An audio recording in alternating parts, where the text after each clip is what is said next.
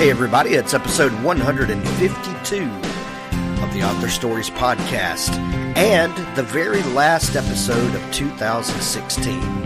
I'm your host, Hank Garner. Thank you for joining me over these past almost 2.5 years. We've had a lot of fun doing the show. I hope you have had fun and learned a lot, and I hope that you'll take some time and go back over the archives at hankgarner.com. Maybe there's something there that you can glean something from. Thanks to audible.com for sponsoring the podcast. If you like audiobooks as much as I do, or maybe you don't know that you do, give them a trial. Go to audibletrial.com/Hank and you can pick an audiobook for free just by signing up. And there's no cost to sign up. Initially, get a free book. Try out their service. If you don't like it, you can cancel at any time and you get to keep the free audiobook. I've been tallying my books I've read this year, 63 so far, and a good number of those were audiobooks. I could not do the show prep that I do and read for enjoyment like I do without audible.com. So thanks to them for sponsoring the show. We're gearing up for a great 2017. I hope you'll stick around, subscribe to the show so you don't miss an episode, and go listen to the episode I put out yesterday, the year-end wrap-up with Chris Porteau. Thanks so much. I've got a great interview this week with Douglas E. Richards, but before that, I want to tell you about a couple more sponsors. Thanks for listening.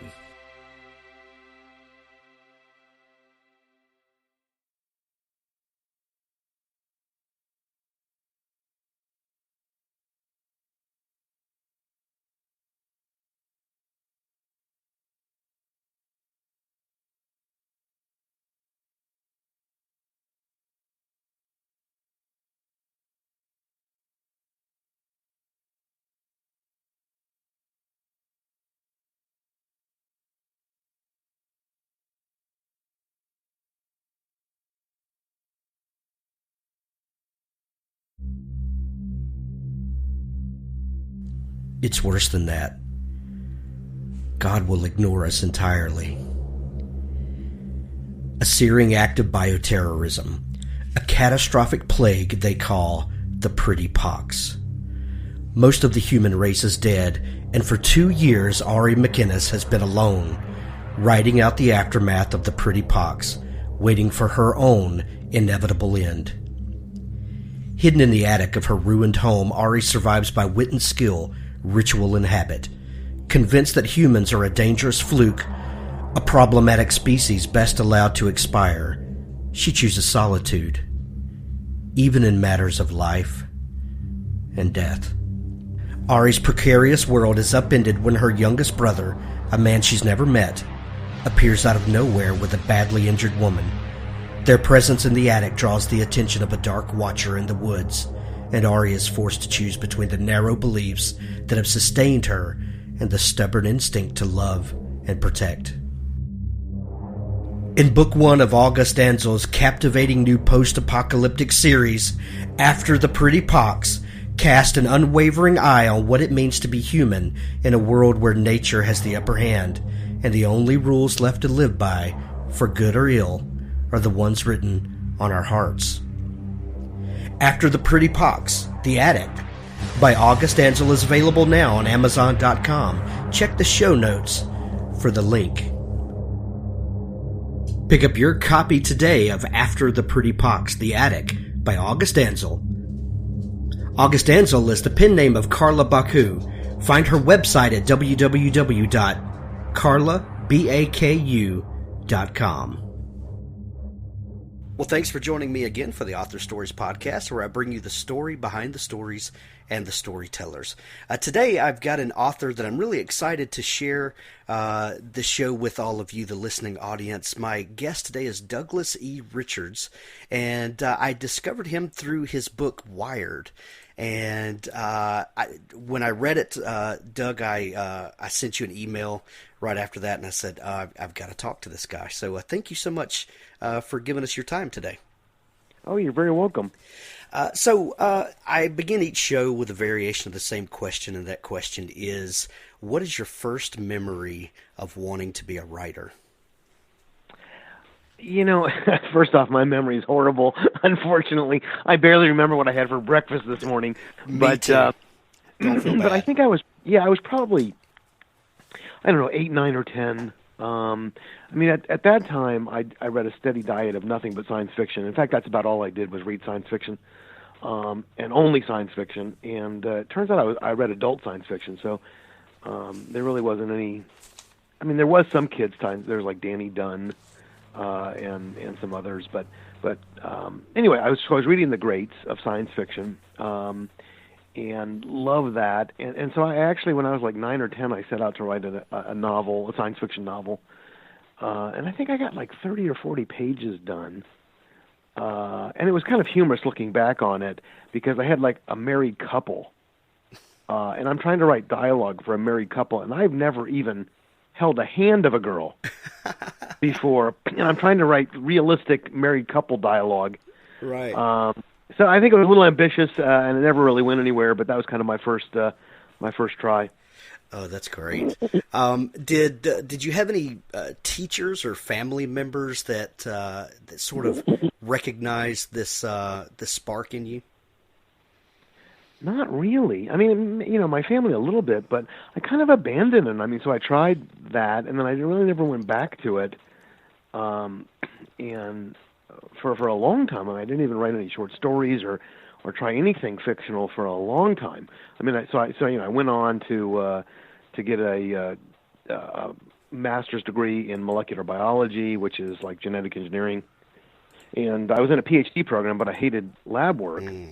And I was working 80 hours a week at a lab bench with micropipettes and dangerous levels of radiation and carcinogens and mutating DNA and creating mutated viruses and I loved the science behind it, but I hated the lab work. So I was doing that. So I wasn't writing any fiction then, and then I got an MBA. I dropped out of the PhD program because, again, I hated the lab work. But I got the master's, and then I went on to do an MBA. And then I went into the biotech world, and I, came up through the ranks and was director of biotechnology licensing at Bristol Myers Squibb, and then became a biotechnology executive for many years. And then I don't know what happened, but I'm not sure what happened to spark me to want to write a novel.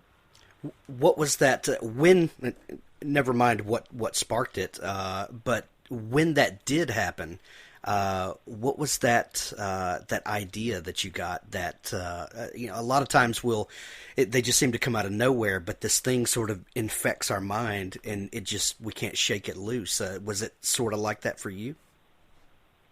Yeah, I can tell you exactly what it was, but one of these days I might write a variation of this novel. I've been kicking around, this is like 15, 20 years ago, and things have changed a lot, but I've been kicking around using this plot idea. So I'll tell you the plot idea, but keep it to yourselves in case I ever decide to dust it off. But I was I was at work, and I was reading the Wall Street Journal, and they were talking about these companies called viatical settlement companies. And I never heard of them. They're insurance companies that actually, what they do is they buy your policy. So let's suppose you're dying of cancer, and the doctors say you've got no more than 3 years to live. Okay, and you have $1 million life insurance policy. So they'll say, you know what, name the beneficiary on your life insurance policy. So when you die, I get the $1 million. Okay, in exchange, I'm going to give you $500,000 in cash right now. So your last 3 years of your life, you can be going on cruises, living it up, being Santa Claus family, whatever you want to do. And then I get the life insurance policy. And that's an actual thing. And so I thought to myself, and I was in biotech, and I thought to myself, what would be interesting is if somebody was coming out with a cure for AIDS, and like the ultimate cure. And at that time, AIDS was a big thing, and everybody thought it was going to wipe out the entire population. And so I thought to myself, imagine a biotech company doing a clinical trial to cure AIDS, the ultimate cure for AIDS, and a viatical settlement company having bought out all of these life insurance contracts, so paying people off to be their beneficiary. And then it turns out instead of dying in 3 years, they're going to live for 50 years. And so that really screws up these insurance companies because if you don't die, they never get to be the beneficiary. So it's a huge losing bet. The algorithm doesn't take that into effect. No. So if they could sabotage, so they would want to sabotage the trial. And so I wrote up a novel actually, and this one never got published, and to this day has never been published. It got really close many years ago, and then AIDS kind of, a lot of the technology and the stuff in the book would have to be dramatically updated. This was many years ago, and I was still talking about pagers. I mean, there were no cell phones. So in the book, a guy figures out how to hack into a pager. I've got like 20 pages on that, which probably isn't all that relevant right now.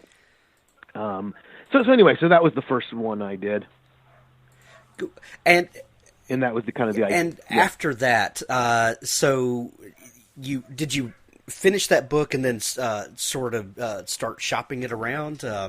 What did you do when you finished that one? So I finished that and got an agent, and and getting an agent is supposed to be harder than getting it publisher at that time. And there were no ebooks. This was a million years ago, so there were no ebooks. The publishers were the ultimate gatekeeper, and I got an agent, a really quality agent. I got really close with a publisher, but just missed, and so then went on with my life for the next 10 years. And then the next thing having to do with writing was when I had kids, and they were starting to grow up, and I realized there wasn't that much in the way of kids science fiction, for middle graders. Right. So, you had fantasy out the wazoo. You had Harry Potter, and you had Percy Jackson, and there's all kinds of fantasy stuff out there. But hard science fiction with actual science that was as realistic as possible, as accurate as possible. There was none of that I could find, and I thought that was a real shame because I wanted my kids to share my love of science fiction. So I decided I would write it. So I wrote some kids' books, and that was kind of my first foray into the book world. Yeah, what did you learn about storytelling when you first started writing for yourself? Did your ideas about storytelling change as you sort of kind of work through it and built your chops? Absolutely. It's so funny, the evolution, and I'm sure you and every other writer in the world has gone through it. But for me, I thought that, somehow you'd be able to plot the whole thing before you began. That you'd have these little, file cards or whatever you'd have, and you would just pretty much nail the plot. You would have every idea going in, this is going to happen and then this is going to happen. And I realized that that's just impossible. And in fact, the longer I write, the more impossible it is, especially for adult books, because the plots get to be so complex, and especially if you want to have twists and turns. And no matter how thorough you think you're being, as soon as you sit down to write it, you realize 5 things you didn't think of. And you think, oh, this scene isn't going to work, or this plot point isn't going to work because there's a hole here. And so this isn't going to work at all. And the other thing is, you don't know what you're working with until you started laying down some scenes. And you find when you're writing that characters that you thought were going to play small parts, and suddenly you say, wait a minute, I can use that character for a bigger role over here. And once you pick a setting, suddenly other things become available. So, if you begin to write a novel and you say, you don't even know where you're going to set it, and then you decide I'm going to set it in Paris, well, suddenly the Eiffel Tower comes into play, 5 chapters later. I mean, there's other things that can happen. And so it kind of you have to have a sense of where you're going, and for me, I have to have an overriding sense of, but I never have the twists and the plot worked out until I'm at least halfway finished with the book. Which is very interesting because I think a lot of hard science fiction authors, especially and thriller authors, which you have one foot firmly planted in each genre, tend to be very heavy outliners from the beginning. And how do you balance that? And this is always the struggle that I've seen, is that maintaining that sense of tension that comes from discovering the story as you write it, and also being able to, properly forecast and foreshadow so that the plot has, those really biting twists and turns that can only be put in from, thinking this out ahead of time. In my experience, most people don't. I mean, I guess your experience is that most, science fiction writers really outline a lot. In my experience, it's. I mean, I've talked to now dozens and dozens of authors, and I think most of them are like me. I mean, and Stephen King is kind of famous for having no idea where he's going. He just kind of has an idea of the finish line. A lot of people either have this great opening scene that just inspires them, and then they begin and sees where it takes them, or they have this great ending scene that they're working toward. I'm kind of in the middle of that. But I think that, the beautiful thing about writing, especially with computers, God love computers. Without word processing, those guys who could write novels without word processing were done. Because, without being able to cut and paste and rearrange paragraphs 500 times and change a sentence 30 times, I don't know how you could possibly complete a novel. But even more so, and what I'm getting at here is your novel is your universe. So people think, oh, you've got to figure out these twists and you've got to have foreshadowing. You're right, you do. It doesn't mean you have to have realized it at the time. So, I used to speak to large assemblies of kids about writing. And, I would tell them, let's suppose that you get to the last chapter in your book, and the kids are trapped in a room, and there's no way out.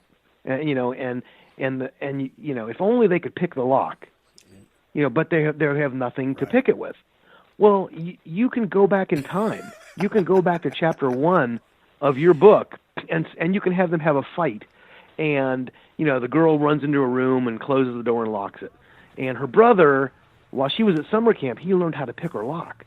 So he's got a paper clip, and he picks her lock, and she says, "You're such a jerk," and he sticks the paper clip in his pocket, and then the reader forgets about it. And then 20 chapters later, at the final chapter, when they're locked in the room, suddenly he remembers, holy heck, I have a paper clip in my pocket, and this is the exact same lock as my sister's. So you didn't have to think of that, because when you wrote the first chapter, you had no idea that they were going to be in a room in chapter 20. So you just go backwards, and you fill in, once you know what elements you need in the early chapter. So you kind of, it's like a circle. A lot of times you write the early chapters after you've written the later chapters. The more I think about it, I think a lot of writers like to say that they have a fully working outline before they begin, but I think most of them are like you described. It evolves as you go. And I think even if you think you do, I think you're fooling yourself. Unless you're just beyond my comprehension, you just can't do it. The way I look at it is, and I've said this and written about this, I liken it to a 5,000-piece jigsaw puzzle. Okay, and worse, a 5,000-piece jigsaw puzzle where you don't even have the picture of what it's supposed to look like. Right. You don't even know what you're working toward. So until you start, you don't even know what pieces you're dealing with. So in the beginning, you're just trying to get some pieces out there, see what fits together, But as it starts to take shape, then you see, then this piece should go here. But it's almost like before you put some of the pieces in place, how can you possibly, map out the entire puzzle? Right. I want to talk about your children's fiction for just a minute. I remember as probably a middle schooler, and up through junior high and whatever.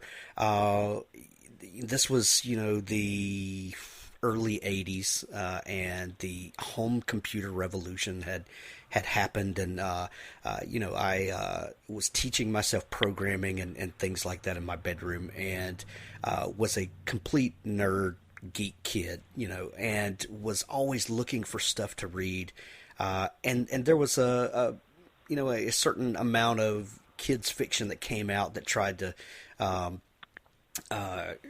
take advantage of those trends and things like that, and they were either they either got all the technology completely wrong, or they would get some of the technology right, but the writing was really bad, and there was never a great combination of the two, where someone really understood kids and also had a firm grasp of the technology.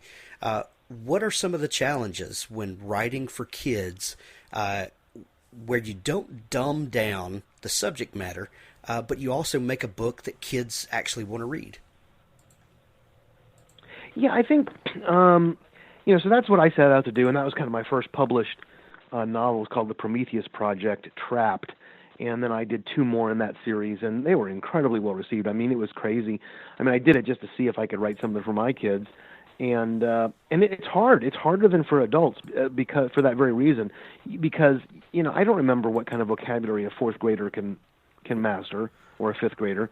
And I don't really know for sure what kind of level of sophistication they can digest in a sentence or a paragraph. So for me, I was just when I write an adult novel, I just let myself go. I just write it as sophisticated as I want, and I count on the reader understanding it. For this, you've got to really figure out. But my recipe for the kids' book was, kind of stolen a little bit from the Goosebumps series, where you have short chapters, you end them in cliffhangers, and a lot of action, a lot of fun. I was really upbeat. Characters who really like each other and they're upbeat, and lots of mysteries and wordplay, and I was meticulous on the science, because I fell in love with science fiction. With science rather. I mean, as I said, I would have a master's in molecular biology. I fell in love with science because of the science fiction I read as a kid. I mean, I think that when things reach the speed of light, time slows down. Their length shrinks by comparison to unmoving objects, and their mass increases. Where time would stop at the speed of light. I mean, that to me is more amazing than anything out of a Harry Potter novel.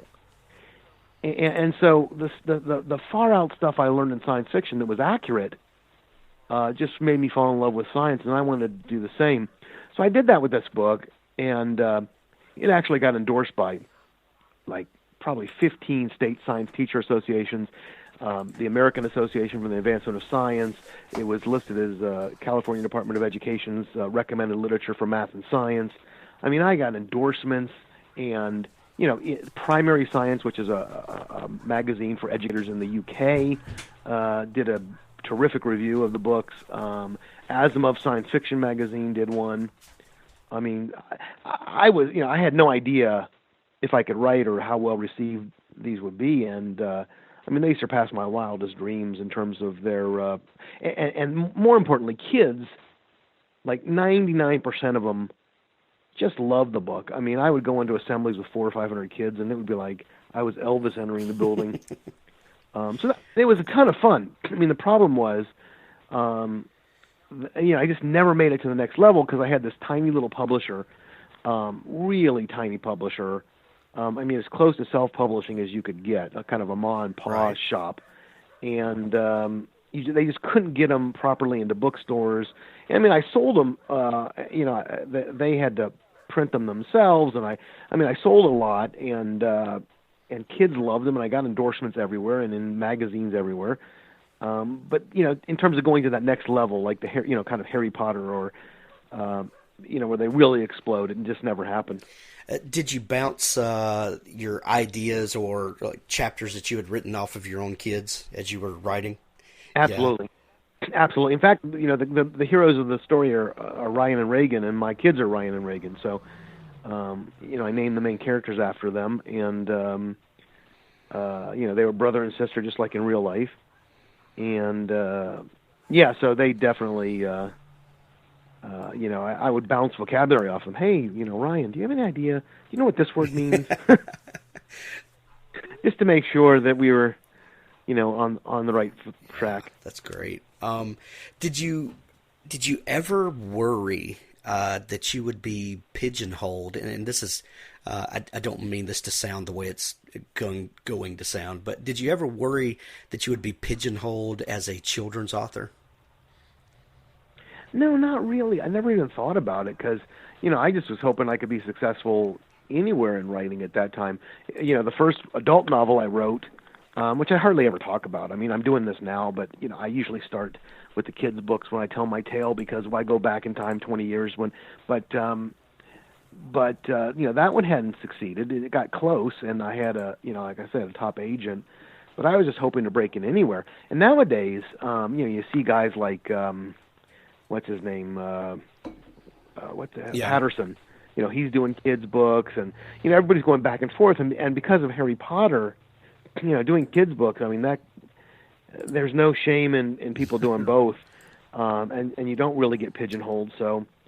But as far as I'd love to have been pigeonholed as a kids writer if I could have been successful at it. Heck yeah! So tell me about the first adult book that you wrote and found a publisher for. Well, so I wrote Wired, which is the one you read, which is interesting because I've now written 9 adult novels and so you could have read any of them, but you started at the beginning, which is good. So I wrote Wired and got another agent, and a really, really good agent, and had it. God, the whole process takes forever in traditional publishing. And then they shopped it, and Simon and Schuster was really interested. There was a woman there who was an editor who loved it, passionately loved it, and she battled, but it's just getting, the mid-list is dying out. It's getting harder and harder to break in if you don't have a name. I mean, the whole industry is evolving away from, it's just brutal, worse than ever. And, my agent said in days past, I would have gotten published in seconds, in decades past, but it's just getting so difficult. And usually editors in the old days apparently could make their own decisions if they absolutely fell in love with something. But it was getting more and more by committee, and you had to sway the entire group, and so she battled for it and lost, and so I got really close to having Simon and Schuster publish it, but it never happened. And then I spent about a year on my own trying to get lesser publishers to do it, and finally it failed. I mean, I couldn't get anybody to publish the thing, so I stuck it in a drawer. And at that time, I had left biotech. I was an executive, but I made some reasonable money in the field, and I had enough that I could take some time off and try to be a writer. And so, but after years of doing that, without success, I was feeling like I really kind of needed to earn some money again. So I gave up on my dream, and I said, you know what, I'm done. This isn't working out, and I went back to biotech, and that was 2010, 2011, and then in 2011, I was reading this book, and that I saw in one of those little boxes at Barnes and Noble, those cardboard things that have all the paperbacks in them. They're like highlighted. They're like. You have a ton of paperbacks of each book in those little slots. And so I read it, and in the back, the guy was saying that, he had published as an ebook, and it had caught fire, and then Simon and Schuster, or Random House, whoever it was that published it, had contacted him and offered him a publishing deal for this book, and I really liked the book. And it turns out that his editor, who he was thanking, was the same editor who had loved my book. Yeah, who had loved Wired. So I thought to myself, so I really love this guy's story, and I at the time, I'm pretty much. It's funny. I write about advanced technology, but I'm really a slow adopter of new technology. I'm an old guy, and the ebook revolution at 2011 wasn't what it was today, and so it was the first time I really noticed it. Like, wow, really? And so I looked into it. And I learned that you could throw it online with very little effort, no money, very little effort. And so, I had read that story, and I thought, you know what? Why don't I just put it online? I've worked so many hundreds and hundreds of hours on this novel, and years trying to get it published, and it got really close. And what the hell? I'll just dust it off, take it out of the drawer, and throw it online. And if I can get 10 people to read it, what the heck? I mean, after all that effort, I should at least get 10 people to read it. And, what do I have to lose? And so I threw it on there, And honestly, my expectations were very low. I mean, I just spent so much effort. It would have just been gratifying to have a few people actually read the damn thing. And that novel was Wired. So I threw it on there. And within 2 or 3 months, I mean, the thing went viral. I mean, it was selling, 60, 70, 80,000 copies a month.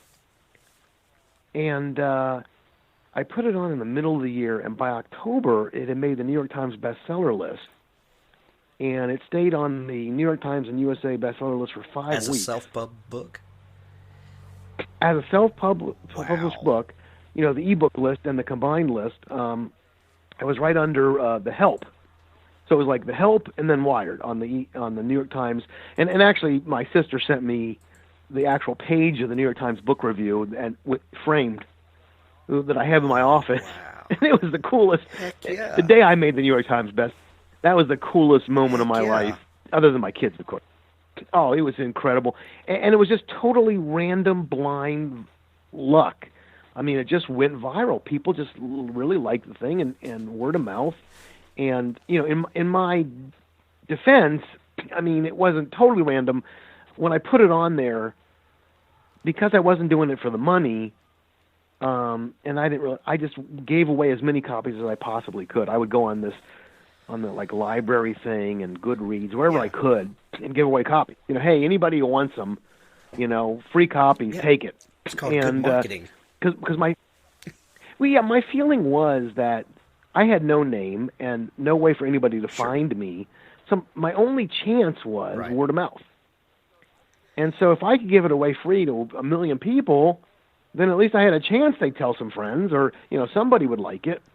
So I gave away a bunch of copies, and that must have been enough to kind of ignite the virality, and it was an incredible ride. And so I became a New York Times bestseller, which they can never take away from me. And Wired's now been read probably by about 1 million readers. I mean, I've lost count because I've given away free after that, and it's a mess. But I'm guessing it's approaching 1 million now, and that was completely independently published, self-published. And then I did the sequel, which was self-published, and then at that point, I got an even bigger agent, and then my third novel was published by Macmillan, which is one of the big 5 publishers. So that came out in hardcover from Forge. Wow. So let's see. Wired came out in 2012, is that right? 2011. No, 11. Okay, so 11. we are one of the very last days of 2016 when we're recording this, and that book is still in the top 5 of hard science fiction, medical thriller and suspense, and thriller and suspense. That's some serious shelf time longevity. It's worked out pretty well. Has. I can't complain. No, it's been great, and so what's interesting is I'm one of the few, not the few, but there are more and more all the time. But I've been on both sides of the fence now. Tor Forge and the Tor people. I got to go to New York and meet the Tor people, and they really loved this book. They did a huge job of promoting it. They put a full-page ad in Scientific American. They had me on the radio. I mean, I did Coast to Coast with George Norrie for 3 hours. Oh, cool. I did Alan Colmes. I did all these national guys. I must have done hundreds of hours of radio. It was crazy. And they pulled out all the stops, and these are the guys who not only knew Orson Scott Card, but they had bought Ender's Game. I mean, Tor actually published Ender's Game, but these are the guys who bought it and convinced him, take this short story and make it into a novel. And this, as a science fiction lover, being in Tor, which is the number 1 science fiction imprint in the world, was just like a fantasy. That's serious geek cred. That's Oh, you have. It was crazy, and they gave me a 6-figure advance for this thing, and they put it out in hardcover, and they couldn't have been nicer. But, and this is the big but, traditional publishing takes forever. When you self-publish, you get used to, you finish a manuscript, have a couple people proof it, and then boom, next day Right. it's available.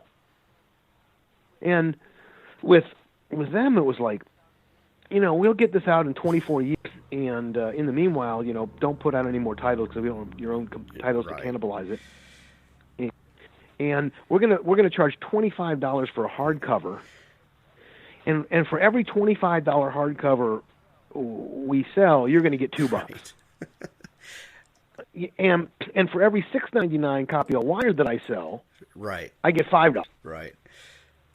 So I'm thinking, so anyway, we gave it a shot because I was hoping for the big time, and I could become a household name, and the next Stephen King, and it did okay, but it just never was huge, and it was just a lot more lucrative, and it wasn't just the money. It's not like I'm totally mercenary.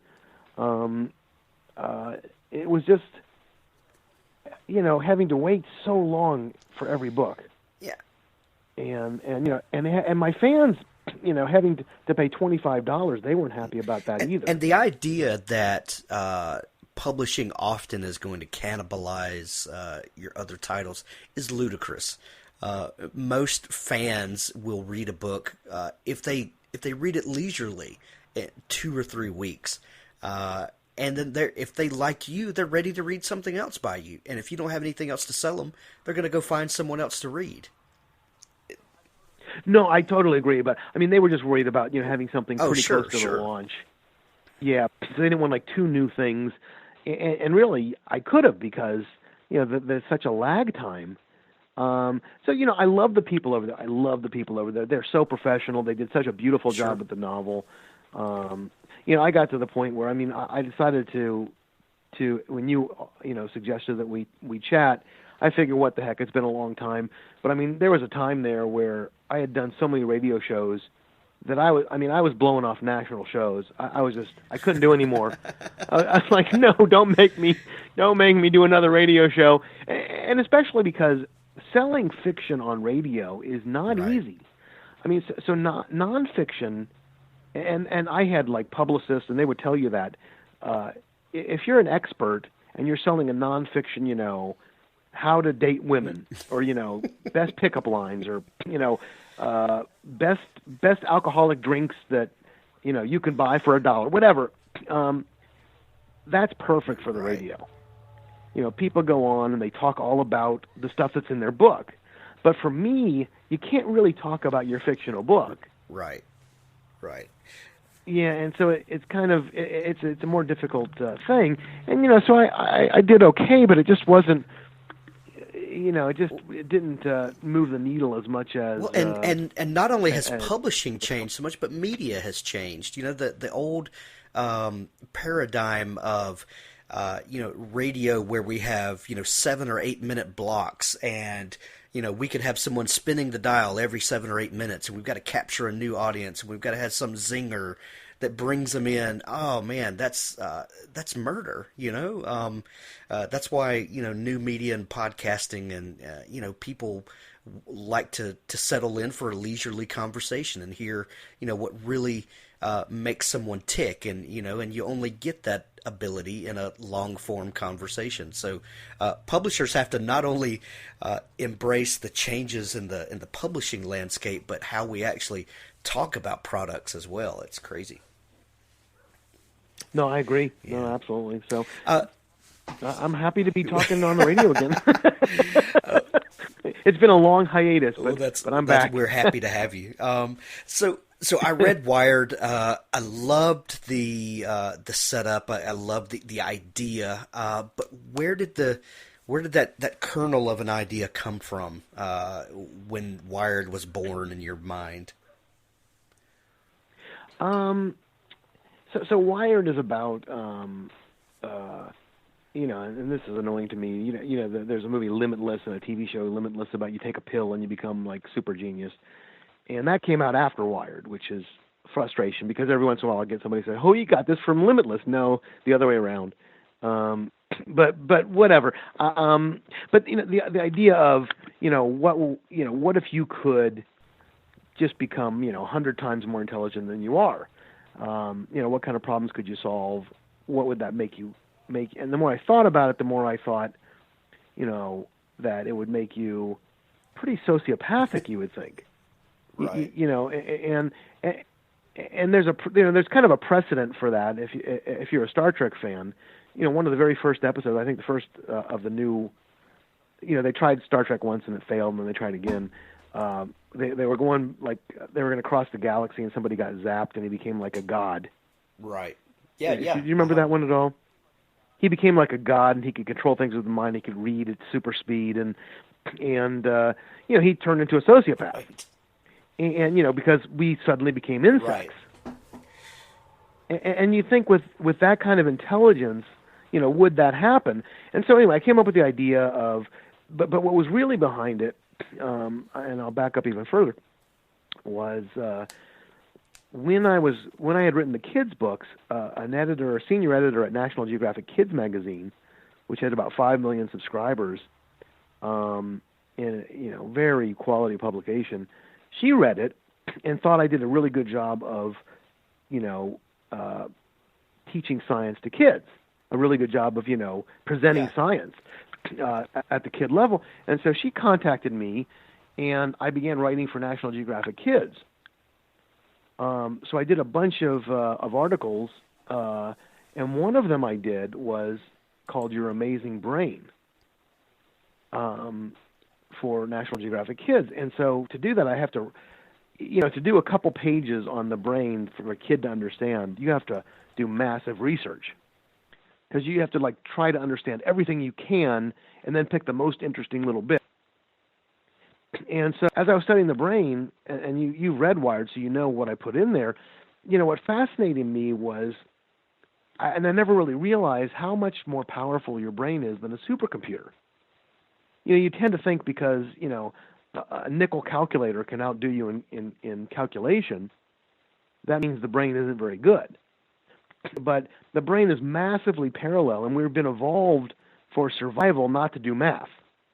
And, if we were wired slightly differently, there's 100 billion neurons and near infinite number of connections that can be made, and we have a steady stream of high-definition data coming in through our eyes and nose and senses, and that we're processing, that would melt a computer.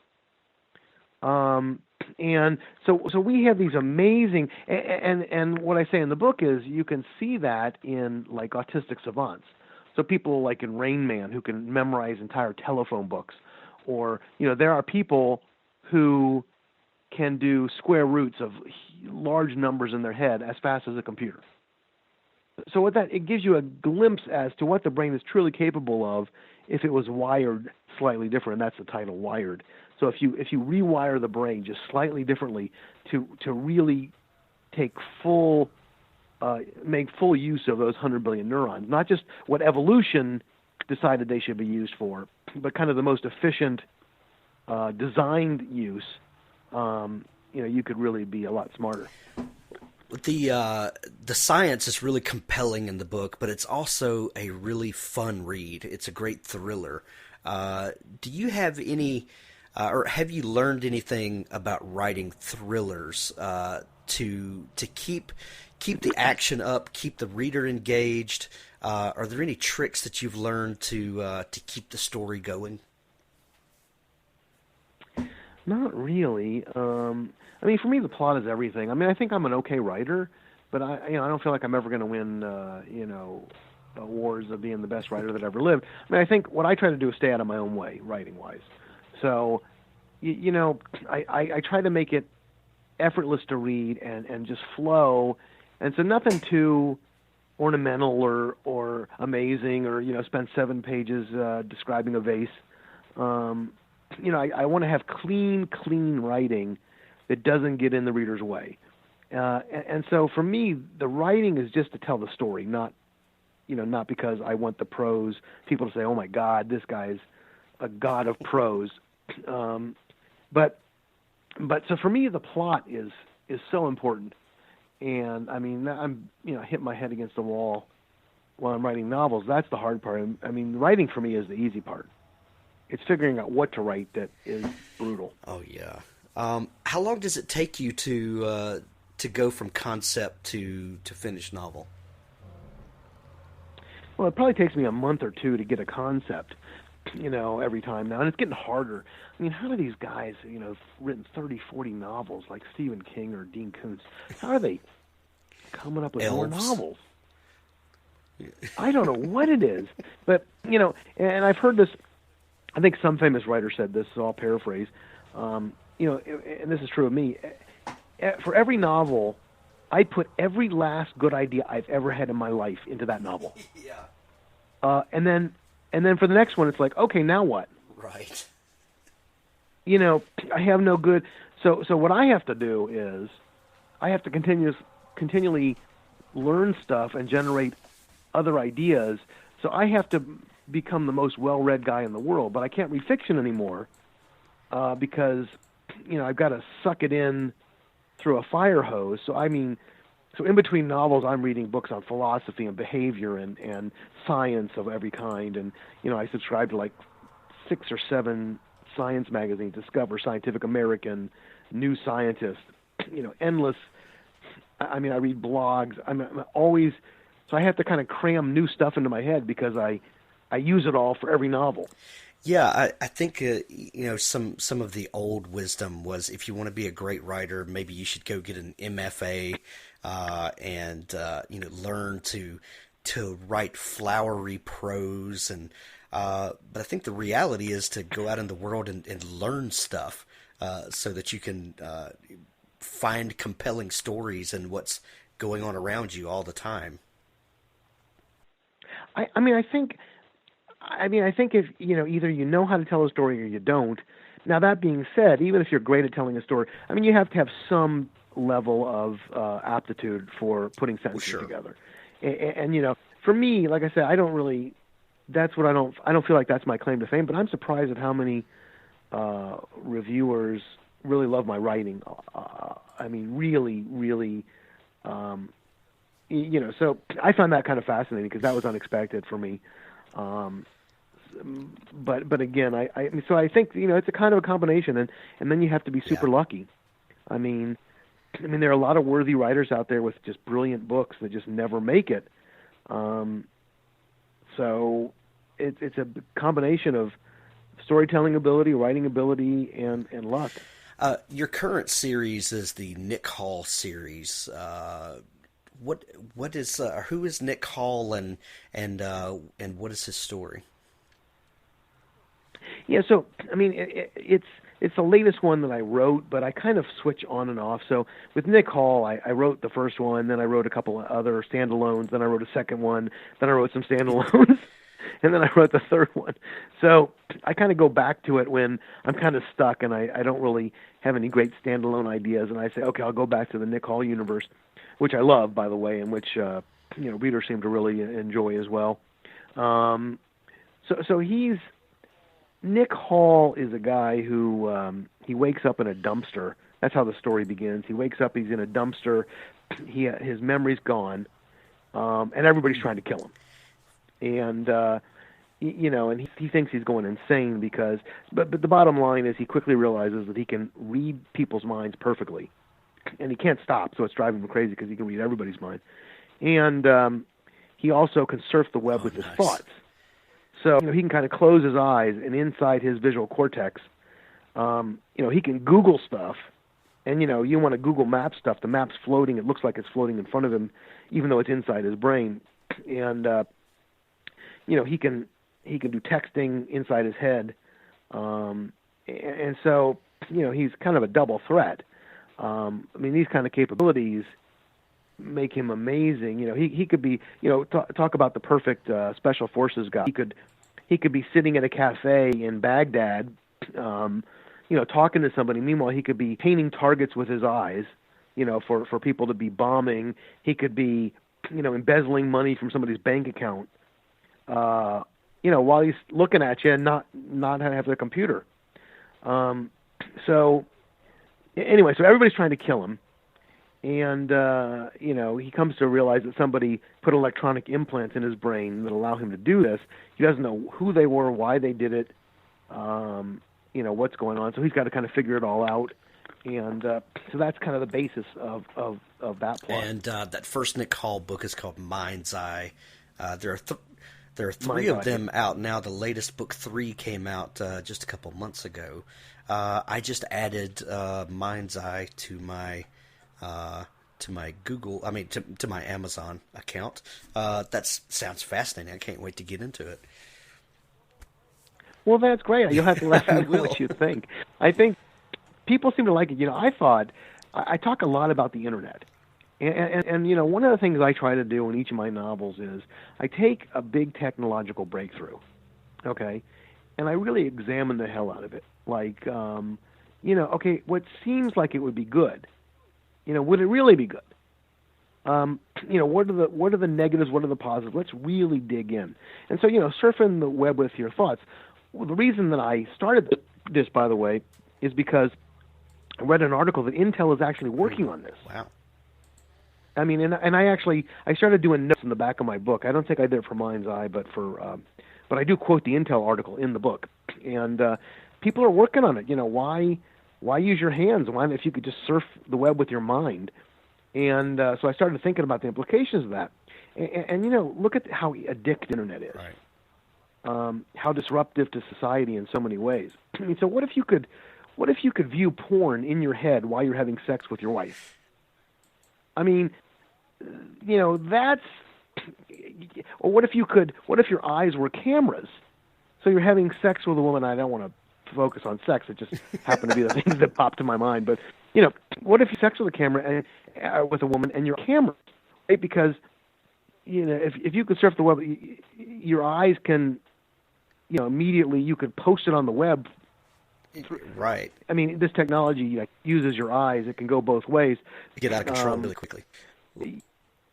All kinds of, right. And you could be addicted. You know, you could. What if you're driving? I mean, people right now they can't get off their phones. So, what if if you're able to surf the web in your mind's eye? You know, that could be dangerous too. So, and what about mind reading? And you know, people think that it would be awesome to be able to mind read, and I make the point in this book repeatedly. It's just the opposite. I mean, you don't want to know what people are thinking. I mean, you really don't know. If you could read minds, you know, you could read everybody's passwords. You could go to Bill Gates, get near him, read all his secret passwords, you know, steal millions from him in a second. I mean, think of all the things that you could do if you could read minds perfectly. You know, blackmail, kinds of stuff if you were a villain. But by the same token, husbands, no matter how much in love they are, they can think some pretty nasty thoughts about each other. And you know, your kids, they come home with this crappy drawing, and you tell them how great it is, and you put it on the refrigerator. I mean, you know, you don't want your kids to know what you really think of their drawing. You know, people tell white lies all the time, and people are pretty nasty. I mean, you know, if you were like a super heavy woman walking through a mall, you know, you better believe that as you're passing people, you know, some of them are thinking inside their head, wow, what a pig. Right. I mean, they would never say that out loud, right? I mean, some of them would. But hopefully people wouldn't. But humans kind of suck. I mean, let's face it, we're pretty nasty. When we're just thinking to ourselves and nobody can overhear, there's not one of us who would want that advertised. Absolutely. And so if you could read everybody's mind, I mean, that would be horrible because you would know what everybody really thought of you. So anyway, so you know, this guy sees it as a curse rather than a blessing. But yet it makes him incredibly formidable because, you know, it's pretty hard to sneak up on a guy and try to kill him when he can read your mind. Wow. That's and you keep finding things to put Nick Hall into to use these powers. Oh, absolutely. No, I think it's getting better as it goes. I mean, I think my fans, this third one, I mean, it's early day. It only has like 120 reviews, but it's got like a 4.8 something average. You know, and again, though that doesn't mean much because it's so few reviews. Usually, you know, what I found is like the first 500 or 1,000 are usually better than, you know, the more people read them that don't have any business reading them. the kind of the lower the reviews get. But still, I mean, people seem to think it might be the best one of the three. So, no, I keep on finding situations, and I keep on finding interesting. For all technologies, I look at in other novels. I look at kind of neurotech in my novel Game Changer. In Split Second, I look at what I think is the most novel take on time travel done in the last 50 years, and that's kind of immodest. But yeah, I had that on my little scratch notes here to ask you about. What's the where did that story come from? I wanted to do a unique time travel novel, but there's been a million time travel stories done. I mean, on television, movies, everything is a time travel story. There's on network TV. There's about 3 or 4 of them going on right now. In time travel, it's like vampires. It's like vampires or zombies. I mean, it's like the millionth vampire novel does well. And so I decided, time travel is an area that's so fun. What if you could change an event and all that stuff? But could I find a unique take on it? And I started by reading about 3 or 4 books on the science of time travel, and then I read like 100 time travel stories. And I just immersed myself in time travel, and I just kept on banging my head against the wall and thinking, is there anything unique that I can add to this? And I found it.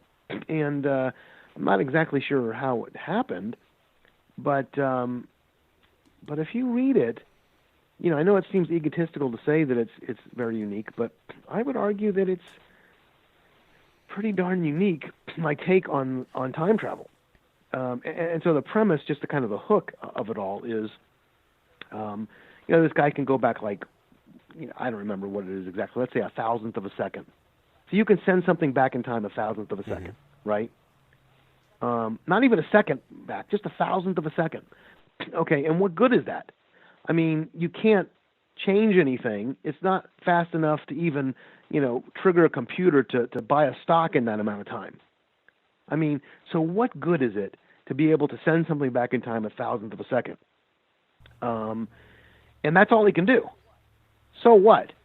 Well, it turns out that everybody's out to try to kill him and try to get the secret, and it's like the biggest thing in the world, and this woman is trying to figure out why anybody would care.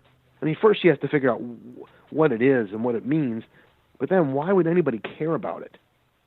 And it turns out to be really a lot more than than most people could imagine going on here, and the possibilities just far broader than anybody can imagine. It took me months to figure this out, and it's really pretty.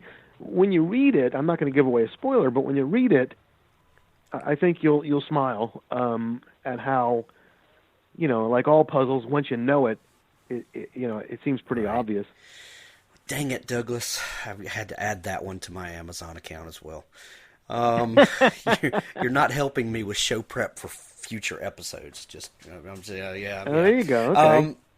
What are you working on now? This has been a really fast hour running by, but tell us what you're working on now. So this would be my 10th adult novel, which I'm pretty excited about just because, I don't know, we live in base 10, so it seems like a milestone.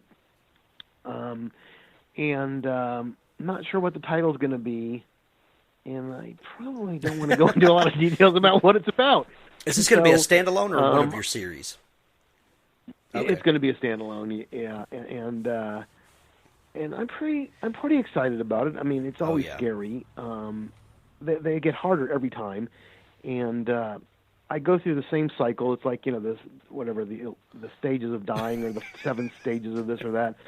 I mean, my stage is pull my hair out to figure out a plot and ensure that I can never figure out anything I want to write. And then after a month or 2 of that, I figure out something I want to write. And then the beginning is like a nightmare because nothing's on the page. There are no characters. There's no interactions. It's just stark white paper, white computer screen. And, so then I start filling it up. And then there are a couple scenes that I actually get into and I feel like I can write them. And then there always comes a point where I'm like 60% through I've spent hundreds of hours, and I have no idea how to end it. I have no idea what the twist is. I have no idea who the villain is. And I panic, and then I stall out for weeks, while I try not to throw my computer through a window. Oh, man. And I bang my head into my desk until my desk breaks. And then every time I'm convinced, and believe me, my wife will tell you, and I'll be like screaming, I can't do this. It's impossible. I can't finish this novel. And that'll go on for weeks. Every time. And I'm convinced, and she goes, well, you always say that, and you always find a way, and they turn out, and your fans love them. And I say, yeah, but maybe this is the time when I finally can't figure it out. And she goes, no, you'll figure it out. And then, somehow magically I do. I mean, part of it in my, I won't go on until I love the plot. I mean, I won't finish it unless I love the finish.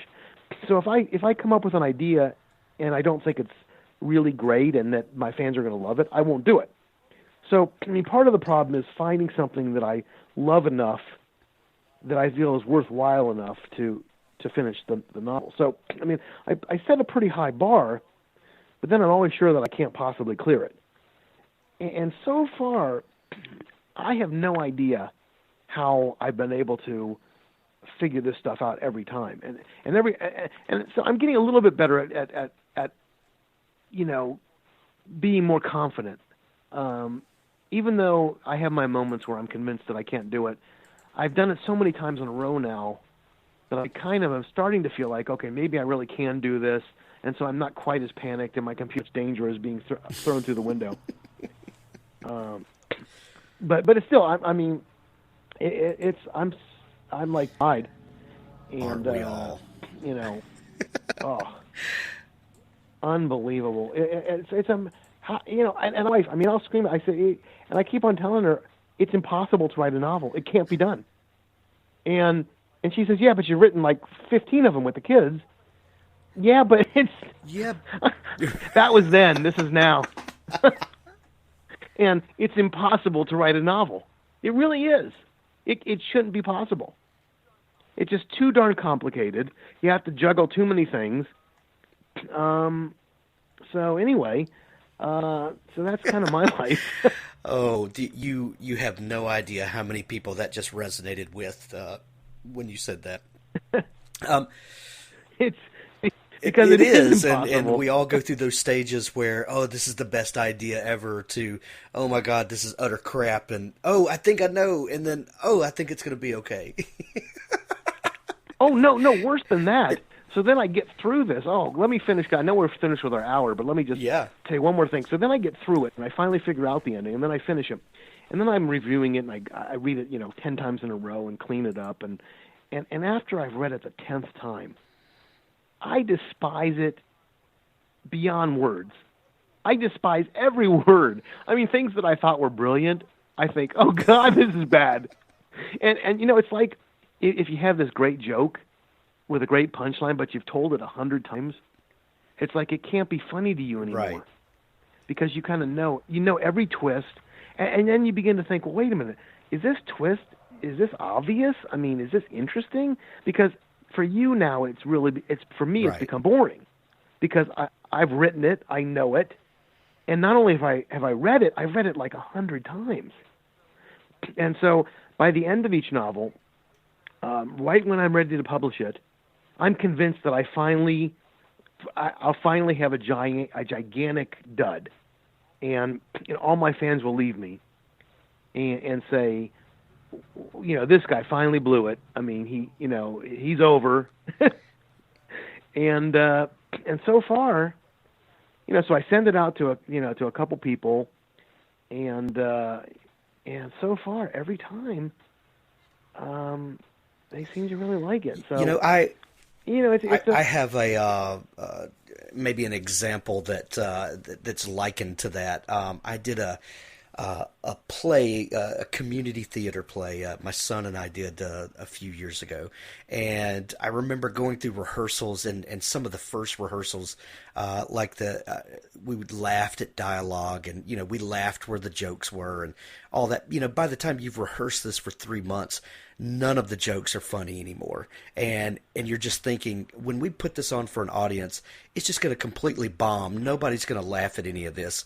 But then when you put it on in front of a new audience, there's a new life that comes to it. And I think writing is in stages like that as well, where it's just completely overdone, but then some new life comes into it, and you see the light at the end of the tunnel. Oh yeah, no, it's. I mean, look, it's quite a journey. It's been quite a journey, and and as much as I spend half my days wanting to throw my computer through the window, screaming at my wife that writing is impossible, that novels are impossible, that I'll never figure out the plot. I mean, so that's the fact of my life. But when I'm in those situations, I wake up every day thankful. I mean, every day I remind myself, how lucky am I that I get to do this full time, that I could, that I was able to quit biotech. So, so after I went back to biotech, I needed to make some income, and then Wire went viral, and then I quit biotech again, and then devoted full time to this. So, I mean, I'm the luckiest person in the world. I won the lottery.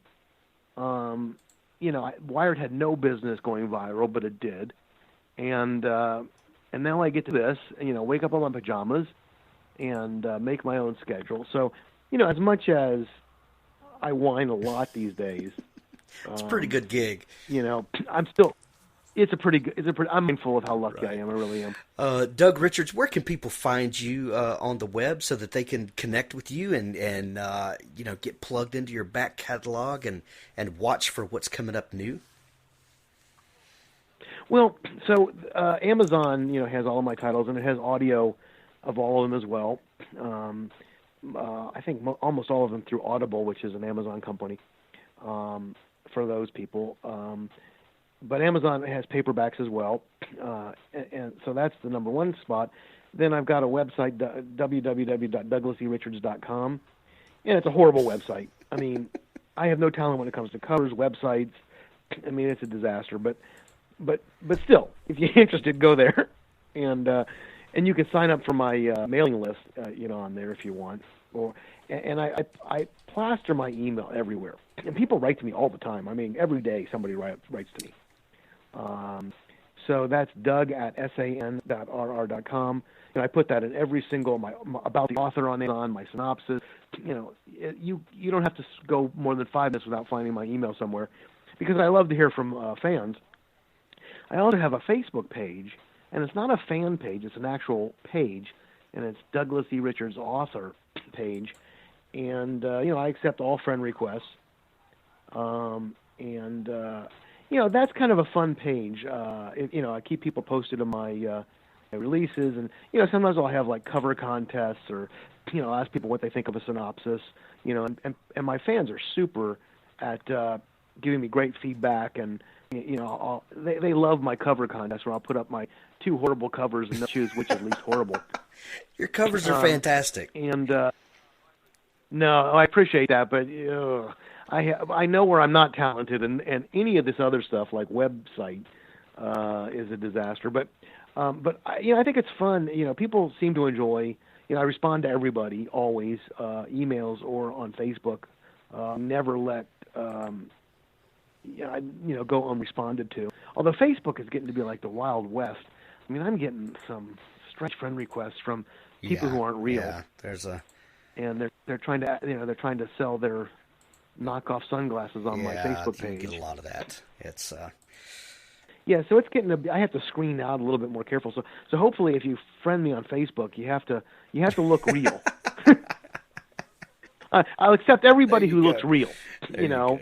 You can't have just put up your Facebook page the day before, and you have no friends, and I'm probably not going to friend you then. Well, Doug, it's been a great joy to talk to you. Thank you for taking time to make your re-entry into radio here on Author Stories.